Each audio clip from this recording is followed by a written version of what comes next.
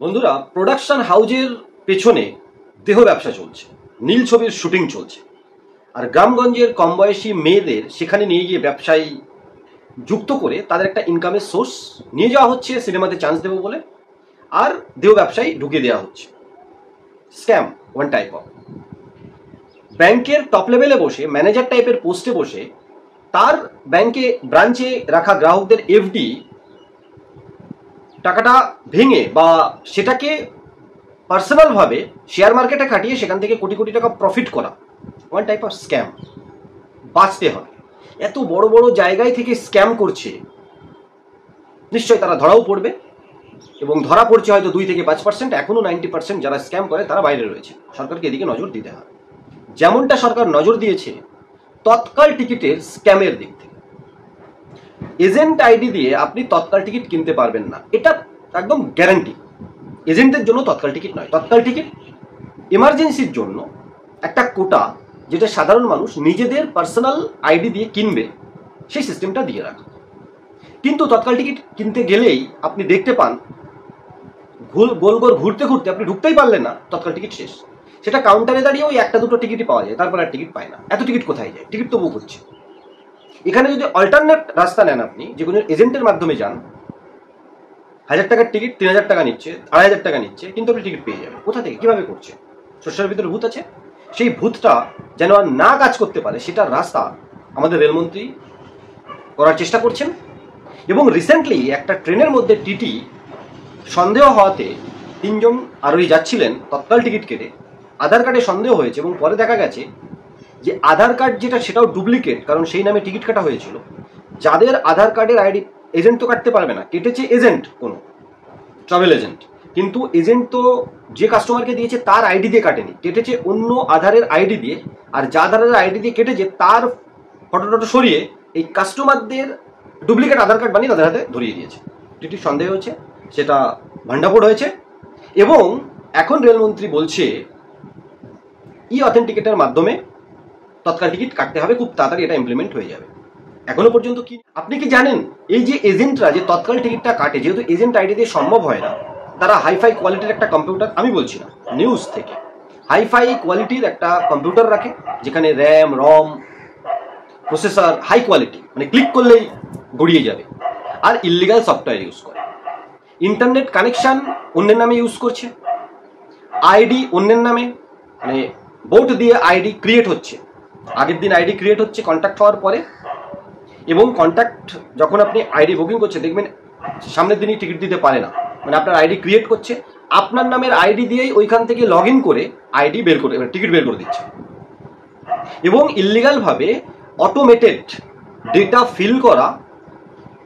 এবং আমি বলবো, যদি রেলমন্ত্রী সাহেব আরো ভেতরে খোঁজ খবর নেন, রেলের ভিতরে প্রচুর মানুষ জুড়ে আছে, কারণ ওই সময়টায় কোনো একটা সুপার কম্পিউটার বা কোনো একটা হ্যাকার বা একটা সংগঠিত গোষ্ঠী বসে সফটওয়্যারটাকে ডাউন করিয়ে দিচ্ছে, চলতে দিচ্ছে না অ্যাকচুয়াল কাস্টমারদের, অথচ তারা ওই ওয়েবসাইটেই, কারণ আইআরসিটিসি ছাড়া অন্য ওয়েবসাইট থেকে টিকিট বুক হয় না, আপনি যে কোনো ট্রাভেল কোম্পানির যে ওয়েবসাইটে যান না কেন, রিডাইরেক্ট কিন্তু সেখানেই হবে, যে B2B হোক বা B2C হোক, ফার্স্ট পার্টি হোক বা থার্ড পার্টি হোক, যেখানেই হোক, টিকিট কিন্তু আইআরসিটিসি থেকেই আসবে।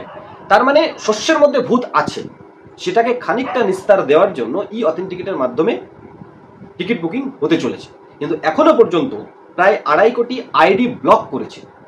ভাবুন তো, সে 2.5 কোটি আইডির মধ্যে কত 50 লক্ষ না হয় ডুপ্লিকেট আধার কার্ড আছে, বাকি 2 কোটি আধার কার্ড তো অ্যাকচুয়াল। তাহলে সেই 2 কোটির মধ্যে 1 কোটি ধরে নিলাম যে তারা জানতো না তাদের আইডি এই কাজে ব্যবহার হচ্ছে, বাকি লোক, তার মানে পার্সোনাল আইডিও বিক্রি হচ্ছে ওই মিউল ব্যাংক অ্যাকাউন্টের মতো, যেখানে ইল্লিগাল অ্যাক্টিভিটিজের জন্য কিছু মানুষ তাদের আইডি দিয়ে রাখছে এজেন্টের কাছে, হয়তো বড় বড় অ্যামাউন্ট। আসলে শস্যের মধ্যে ভূত ধরতে হবে। এবং আজকের এই ভিডিওটা এই জন্য বানানো, আপনারা যারা আমাদের সাথে জুড়ে কাজ করেন বা কোথাও কাজ করেন, এজেন্ট হিসাবে ভালোভাবে কাজ করুন, ইল্লিগাল অ্যাক্টিভিটিজের সাথে যুক্ত হবেন না। আধার আইডি, UCL আইডি, এই ট্রাভেল এজেন্টের তৎকাল টিকিটের ইল্লিগাল আইডি, বন্ধুরা, আপনার আইপি অ্যাড্রেস যদি কোনো রকমে ধরা পড়ে যায়, আপনি এই ফিনটেক ফিল্ডে থাকতে পারবেন না, আপনার সমস্ত ডকুমেন্টস ব্লক করে দেবে ডিপার্টমেন্ট থেকে। অতএব একটু ভালো রাস্তায় থেকে ইনকাম করার চেষ্টা করুন। প্রচুর এনকোয়ারি আসে ডাইরেক্ট, স্যার আইআরসিটিসি আইডি দরকার। আর আমরা বলি আমরা প্রথমে আইআরসিটিসি আর এইপিএস কাউকে দিই না। দোকান আছে আপনার?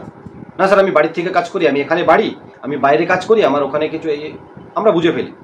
তো আমরা বলি আইআরসিটিসি আইডি আর এইপিএস আইডি আমরা ডাইরেক্ট দিই না, কাউকেই দিই না। কিন্তু অনেক জায়গা থেকে আপনি পেয়ে যান, যেখান থেকে পান তারা হয়তো ইলিগাল অ্যাক্টিভিটিসে যুক্ত নয়, কারণ সমস্ত কোম্পানি বা সমস্ত ইউটিউবার ইলিগাল অ্যাক্টিভিটিসে যুক্ত নয়, কিছু আছে। আপনি কিন্তু ইলিগাল অ্যাক্টিভিটিস করলে আপনার ওই যার কাছ থেকে আইডি দিয়েছিলেন সেও কিন্তু পাশে দাঁড়াবে না, ধরা আপনাকে খেতে হবে।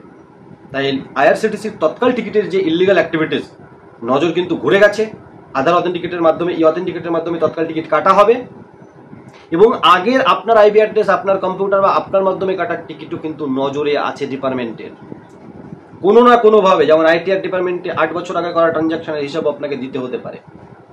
আর আপনার এরিয়া, আপনার দোকান, আপনার আইপি অ্যাড্রেস, আপনার আইডির থেকে কাটা টিকিট, ধরুন আইডি এমনভাবে কাটা যে আপনার ডকুমেন্টসটা ধরা পড়লো যে এই প্যান কার্ড, আর ওই প্যান কার্ড খুঁজতে গিয়ে দেখা গেল এখনো এনি এই জায়গায় এই কোম্পানির এইপিএস আইডি নিয়ে বা ব্যাংক সিসপি নিয়ে কাজ করছে, খেলা শেষ।